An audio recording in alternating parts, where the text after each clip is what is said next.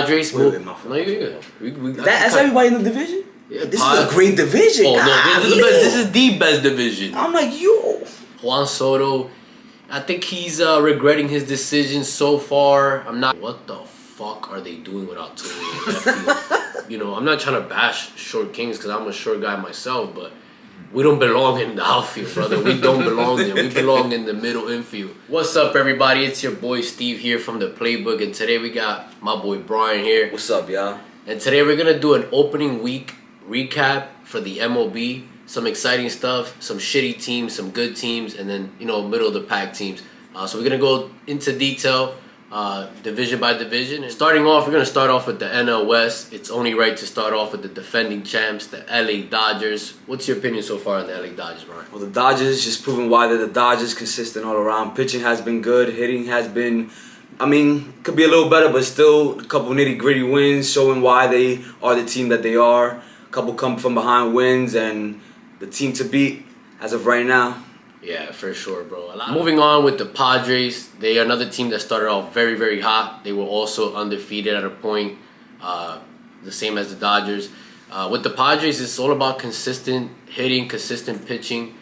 Jackson Merrill, who a lot of people, you know, expected a little sophomore slump, he just surprised everyone and still coming up clutch, big hits, great at-bats. Same with Tatis, one of the top 5 players in the MLB, just showing out day in and day out. Honestly, that was one of the teams that I had an eye on before the year, and I know a lot of people weren't too big on them. I don't know why, but they're showing exactly why. Offense is overpowering so far. Pitching has been solid, and honestly, they just a team to look out for and a team that's just going to make some noise in the playoffs come time. Yeah.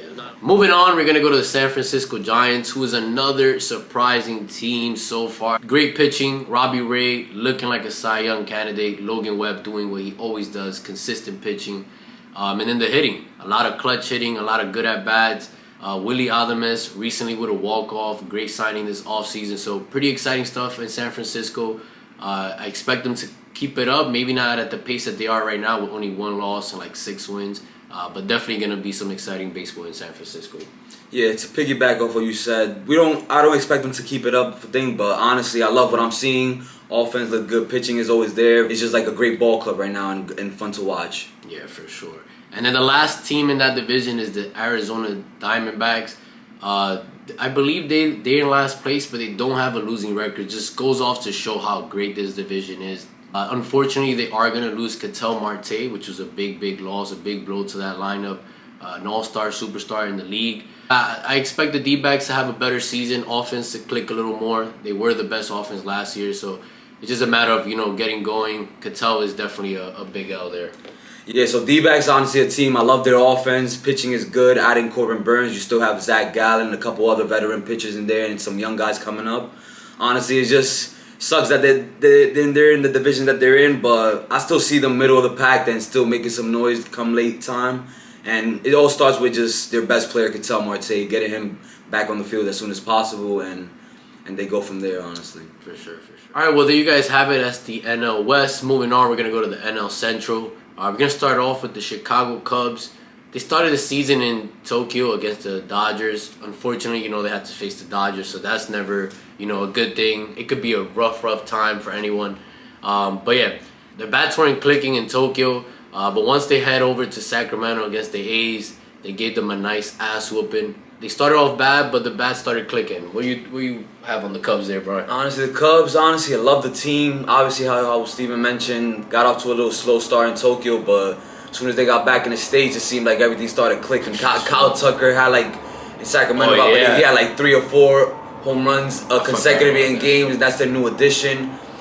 It seems like he's fitting in pretty well in the team, honestly. They look like a good balanced team. Pitching is always there. Shota's there. Shota has been outstanding. Bro, he has an under 1 ERA. Just outstanding. Just like the guy is just, I have no words. I mean, I expect him to be coming out of this division on top. Ooh, like that over the Brewers? It's a hot take, but I like the team. Nah, I like it. So I think it's only right to move on to the Brewers. They got absolutely destroyed by the Yankees. Torpedo bats, no torpedo bats. There's a guy named Judge in that lineup that just absolutely destroyed the ball in that opening series. Nestor Cortez, horrible start in Yankee Stadium. I think they're a pretty good team. Like we said, they're always in there fighting for the top spot. And at the end of the day, they are the reigning, champs of the division. So it's up to everybody else to chase them. What you got on Brewers, Brian? Yeah, just another thing is just always the pitching's always going to be there with them. They have prospects on top of prospects.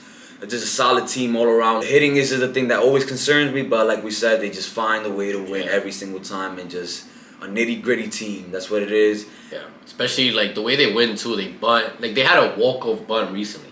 Like when do you ever hear to that? Like their speed, defense, small ball, they get it done. They're a very good defensively sound team as well. Like they're very good defensively. Brewers are a pretty exciting team. They just, when it comes to playoffs, they just don't click. Moving on to the Pirates, another garbage team. For me, the Pirates is just Paul Skeens and the others, right? Yeah, so honestly, the Pirates is just, my opinion, what seems to be the best pitcher in the major leagues currently in Paul Skeens. You just you tune into them one time a week, and it's just to see Skeens. OD. It's just bad. You have fans chanting "sell the team" every chance that they get. It's just like they're just not in a good spot right now, and it's just. Well, there you guys have it. That's the NL Central. Moving on, we're gonna go to the NL East, our favorite division to hate. But the NL East, to me, overall, as a division, just a lack of offense. From the top teams to the good teams, just lack of offense. So it's only right to start off with the Atlanta Braves, who are like 1-7, 1-8. They have one win. They were losing games 1-0 against San Diego. Their pitching has been pretty good. It's just their offense has been quiet. Like there's no one to cheer for. There's no one to give props to. Everyone's just been bad. Their offense has been clicking lately, but I don't know, man. They're not looking like the Atlanta that we're used to. I know that the year that they won the World Series, they did start the year, off to a bad start, and then they turned it around. But this is a very bad start, and it's very concerning. What do you think, Brian? Very concerned. Big surprise. Honestly, the biggest surprise in my opinion this year. For sure. It's just like who would have saw this coming? I believe they're 1-8, and it's just like pitching has been giving them every opportunity to win games. Austin Riley's not there. It's just like Michael Harris just not there. Then Profar comes out with that now he just got PEDs. Like, what are we doing, bro? Let's be serious. Like, come on. Now that's 80 games, and they just gave him. I'm not sure what his contract is, but they signed him. Well, good thing they signed Verdugo, so that's a good thing. That is true. They can just plug him in. But it's just like, I mean, you can just tell like what they're missing in Acuna, and like just like how important he is to that lineup and what he brings to the table and what into the field every single day. And then moving on to another team who's lacking offense, the New York Mets. This offseason, after getting Juan Soto, and especially after the rampage and the run they went on the playoffs last year, everyone saw what that lineup is, the potential they have, and plugging Juan Soto into there, oh my God, they should be a top 3 offense. Not the case so far this season. The offense has not been clicking. Juan Soto, I think he's regretting his decision so far. I am a Yankees fan, but I'm saying in the sense of, like, if you think about it as like a baseball mind, he used to have Aaron Judge behind him in the lineup. When you have Aaron Judge behind you in the lineup, you're gonna get the pitches. You're good. They want to attack you. They don't want a 2-run homer. They rather a solo homer. So they're gonna throw the pitches to you. It's like you're gonna get on base or you're gonna try to hit it and you're gonna find a glove.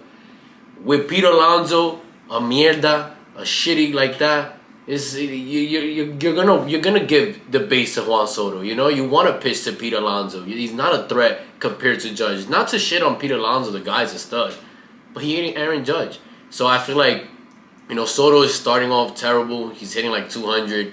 Definitely don't expect that to continue, but without Aaron Judge there, I don't see him having the same season as last year.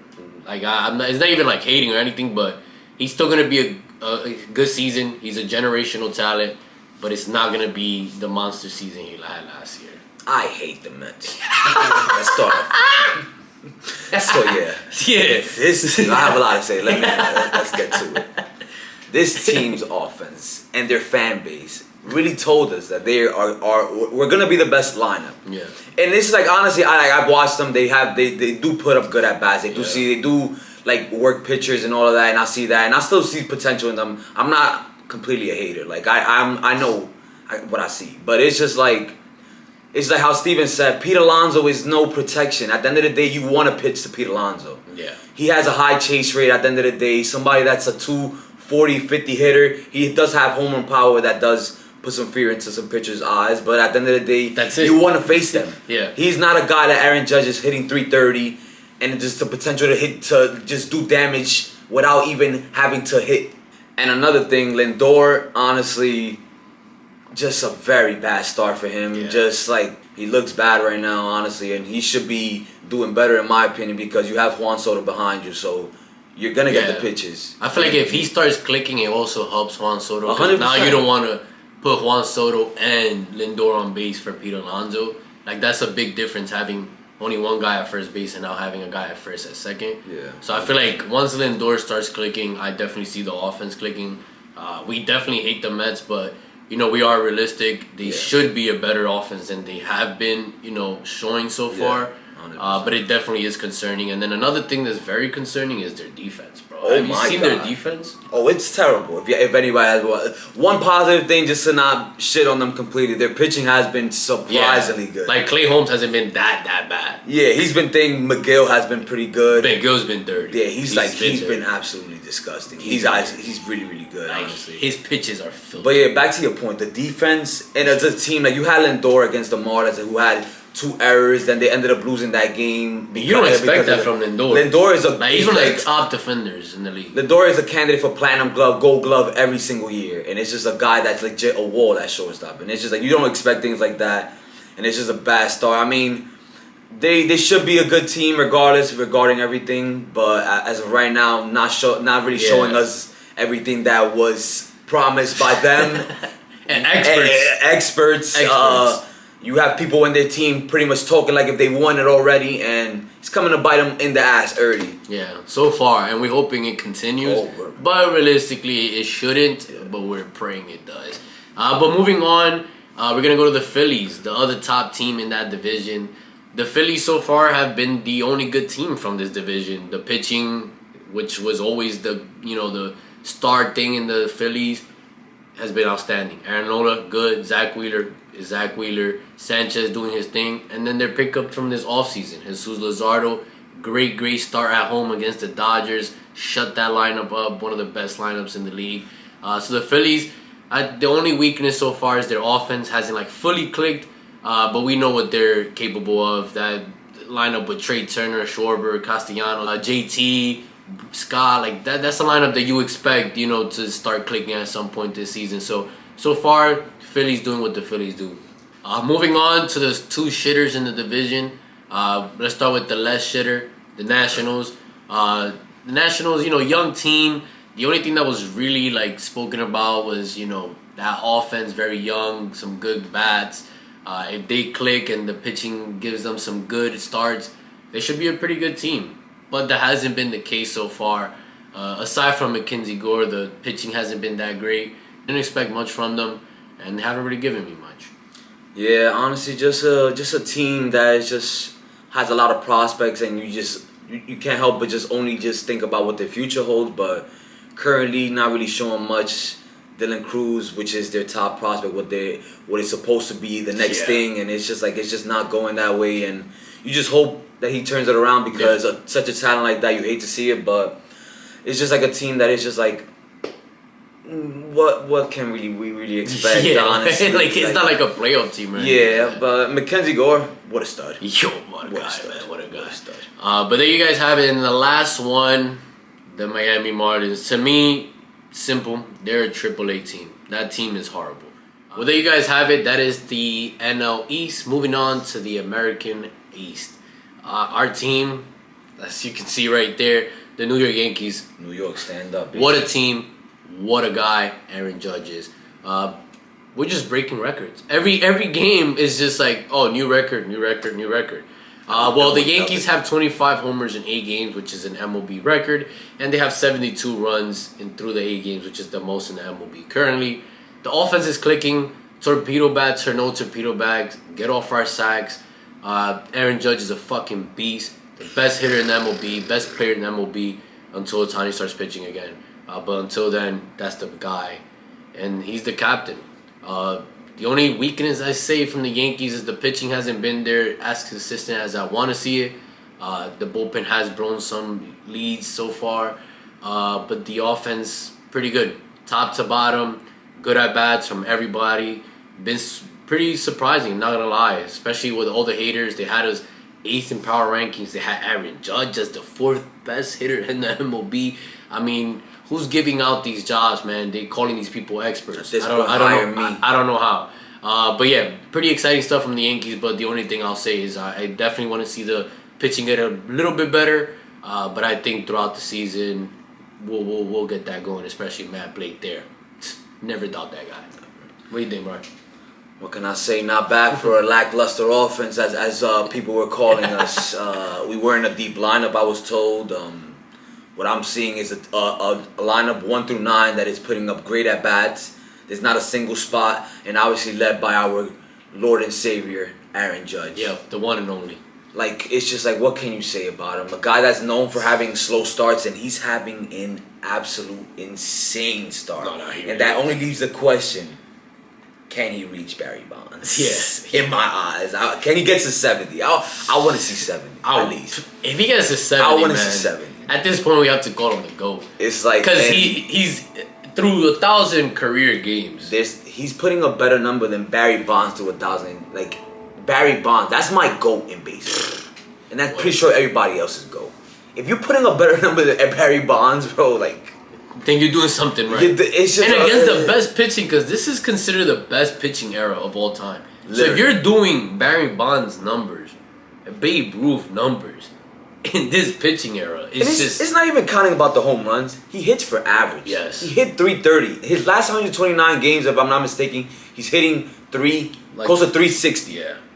Like, just like video game numbers. Yeah. This guy is just, I run out of things to say, but I've been seeing people put highlights about the torpedo and showing Aaron Judge. He doesn't even use the bat, yeah. You know who does? Lindor. And the guy's garbage so far. But moving on, let's move on to the Red Sox, our rivals. In the offseason, we raved all about them. We are haters of the Red Sox as well because they're the rivals, but we are realistic. The team did great this offseason. They knew they needed pitching, and they went out there and got there.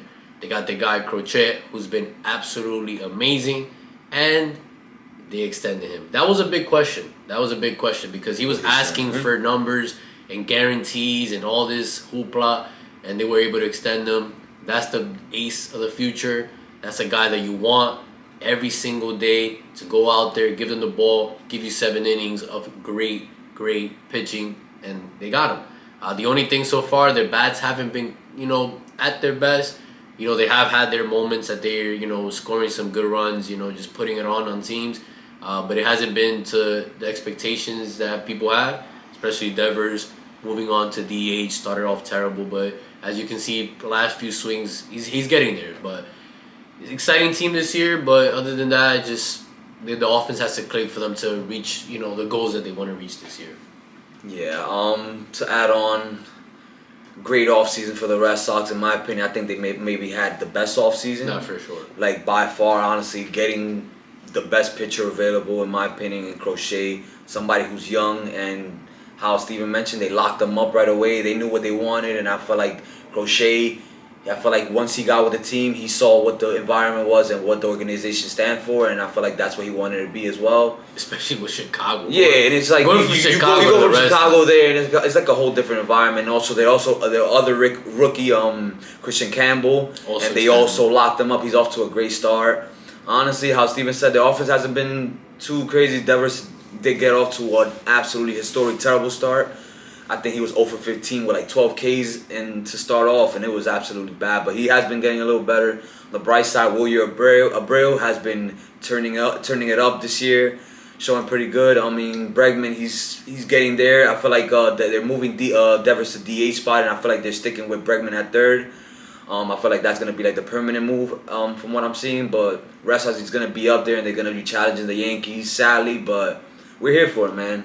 Yeah. And it's always good when baseball's the Yankees and Red Sox, when the Yankees and Red Sox are good. It's always that's not a bad thing. Even if you're a bad. Yankees fan, like you want that fire when we face. We them. missed all those rivalries back in the days. All that aggression. We want that all back. Yeah, we hate them and they hate us, and we wouldn't want it any other way. Yeah. All right, so moving on, we got the AL Central. It's only right to start off with the division leaders from last year, the Cleveland Guardians. For me, the Guardians, didn't expect much from them this year. I know they always, one of those nitty-gritty teams, always in the fight.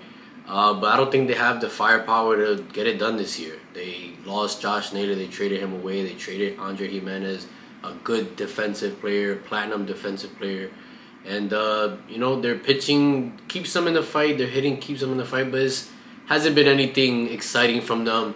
But I do expect them to, be there fighting for the division. Aside from that, I think this is one of those divisions in the MLB that it's either you only make the playoffs if you win the division. You're not making it through the wild card. There's too many good teams in the American League for that to happen. So I definitely expect them to be there in the top of the division. But they got to get clicking. They got to get things going. 100% agree with you on that.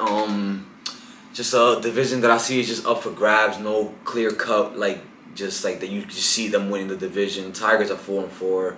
Guardians are 3-5 right now. It's like those are the two teams that you see them winning this division. I mean, Minnesota is just like we haven't even gotten there yet, but it's just like I feel like it's gonna come up to the Tigers and Guardians again, but it's just like the Guardians offense hasn't been getting off to the thing. How Steven mentioned, they lost a couple guys. J-Ram is always going to be J-Ram. He's an absolute dog. You saw those 3 homers he hit? Did I? The guy is different, man. It's just like you can't pitch to a guy that just is fundamentally sound all around. Yeah.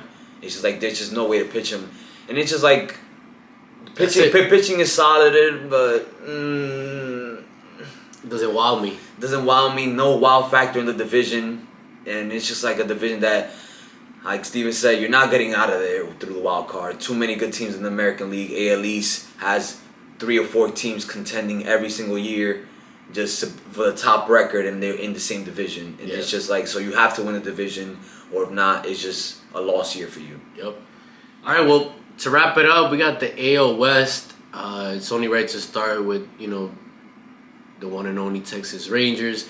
The Texas Rangers is the only big promising team from this division, to be honest. They're off to a good start. DeGrom, great outing. You expect that from him.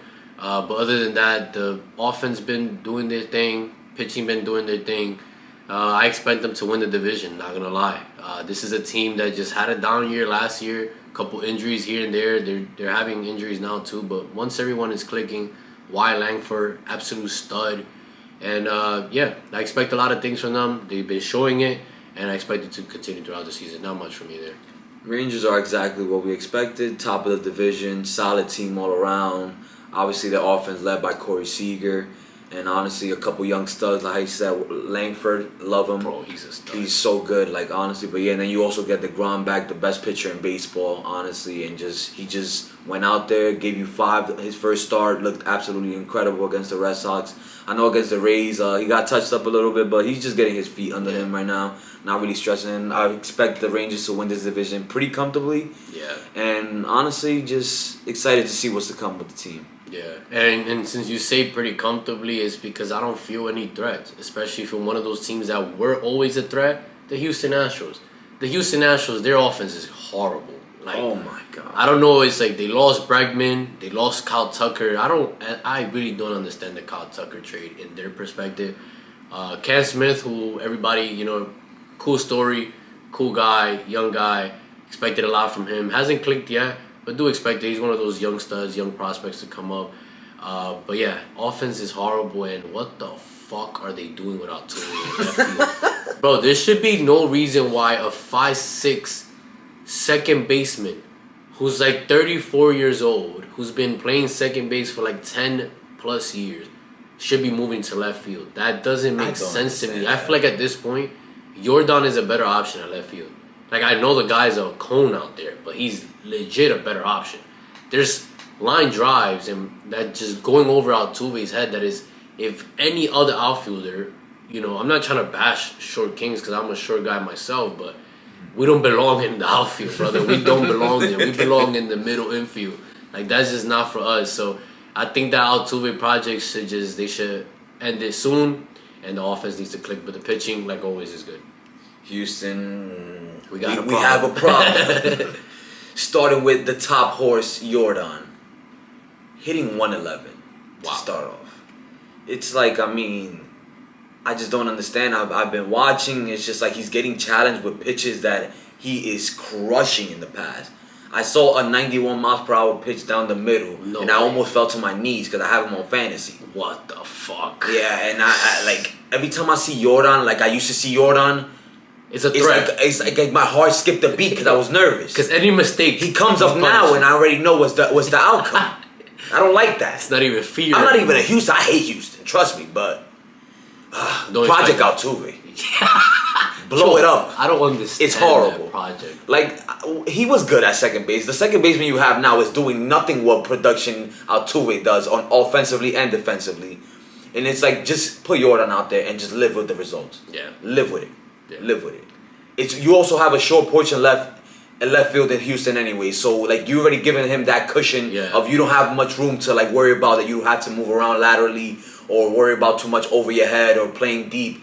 So it's just like, and the team is like very mediocre. Yeah. Pitching is good, offense is atrocious. You have, I mean, but I do expect Jordan to turn it around. Altuve is going to be a hitter regardless. Cam Smith, let's see what he turns out to be. I know it's just, he just came up, so got to cut him some slack a little bit. Major League's a whole different ball game, and I know a lot of nerves and stuff go into it. But, I mean, Yainer Diaz, he hasn't gotten really going, but guy's a stud. I expect good things from him, like always.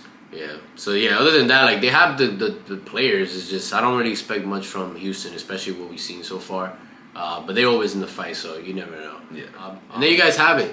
That's our recap for the opening week.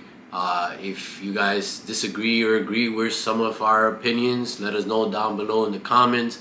But that's gonna be it for the video. Catch you guys in the next video. We don't know what it's going to be, but it's going to be sports related because we're the Playbook Sports, you know? Yes, sir. So see you guys. Well, Brian's first time on the channel. You're going to see him more. You're going to soon see more people as well. But I'm going to catch you guys. Appreciate y'all. Have a good one.